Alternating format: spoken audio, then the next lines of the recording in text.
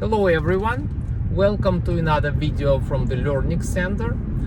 Today I wanted to talk about how to submit the resume. Okay, well, you've finished software testing quality assurance courses, you are ready to go, you did some projects already, you put it on your resume, everything is there, and you start looking for a job. You go online, there are lots of job offers, and they look scary. Why do they look scary? I mean, lots of people are telling us, well, I can't find a job that matches my resume because employers want much more than on my resume. They want JavaScript, they want to know Oracle, they want to know a long list of things that I don't have. Okay, or they don't have relevant jobs at all, and the job description starts as relevant but then it goes away. And why is that? Well, let me share a little secret with you. The thing is that it's a lot of employers, they want to pay very little and get as much as possible out of an employee. I mean, it's natural. I mean, wouldn't you do that? I mean, you want to save budget and time, and so basically you're trying to squeeze as much as possible into the job description. So well, but guess what? Employers do realize that such ideal job applicant, well, simply doesn't exist. I mean, there are no such people. And if there are such people as they write down in their job descriptions, well, those people are successfully employed by now. So, I mean, obviously, you have to read every job description with a grain of salt. You should not take it at the face value. I mean, obviously, the employers are putting out a desirable list. These are their desires, and sometimes those desires are totally unfounded. Also, you need to keep in mind, and this is a very important part, is that, well, unfortunately, many job descriptions are prepared by non-technical people from a typical HR department. People who work in HR, well, normally do not have any technical degree. I mean, it's not required to be a technical specialist to work at the HR, right? So naturally, there are no such people there. So, and the process usually goes like that. The technical manager who wants to hire you, he reaches out to his HR department and he or she communicates, well, I need a software tester, right? And obviously, technical people are very busy, managers are very busy, they don't have time to write job descriptions. As a matter of fact, they don't like writing job descriptions. They see it as an interruption of their day, right? And they delegate that to the HR department. I mean, if you were an HR specialist, what would you do?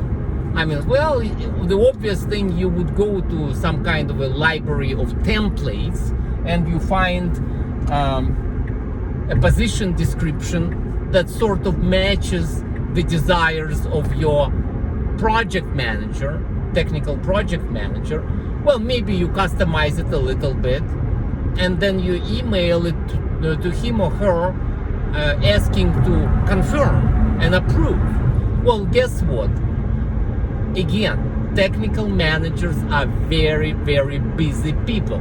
So obviously they don't have time to go through every job description that HR sends them to approve.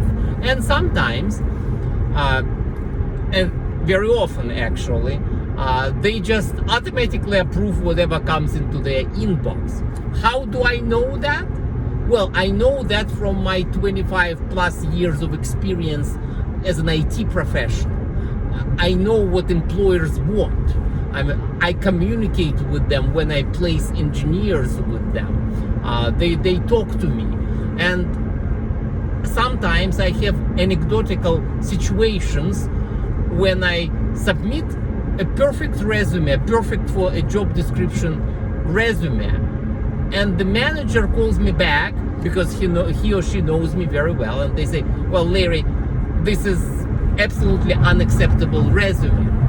And I ask them a question. I say, well, look, what do you mean? I mean, this is the job description that HR gave me, and I'm sending you the candidate that looks absolutely like a 100% match, and you're telling me that he or she is not good enough. Well, Larry, I have to be honest with you. I was very busy when HR sent me that job description for my approval, so I really didn't look at it. Well, and then I write down the actual job description. I ask questions. I ask what the IT manager really looking for, what he or she is looking for, and I ask questions, and I write down, and I create my own job description that is based on facts and the actual business needs. So why this is important for you to know? Well, this is important for you to know when you read the job descriptions. Do not hesitate to send your resume, even if it's not 100% match. I mean, obviously it would be crazy to send a resume for a job description that is, totally out of line. For example, they're looking for an Oracle database specialist, and you are looking for a software testing and quality assurance position. Well, should you send your resume to that job opening? No, of course not.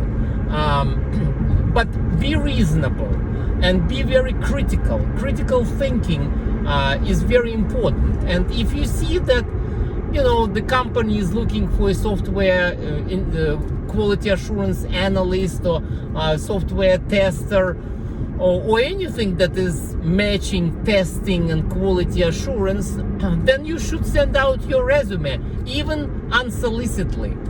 Even if there are no job descriptions, if you know that they're looking for a specialist, you should send out your resume. So that is very important because they may consider you ahead of time, and you may get in very early. So again, we have much more details about the job search during our training at the Learnix Center. So please come to us, talk to us, and we'll tell you more. So if you have any questions, please write down below. I'll be happy to answer them as well. Thank you.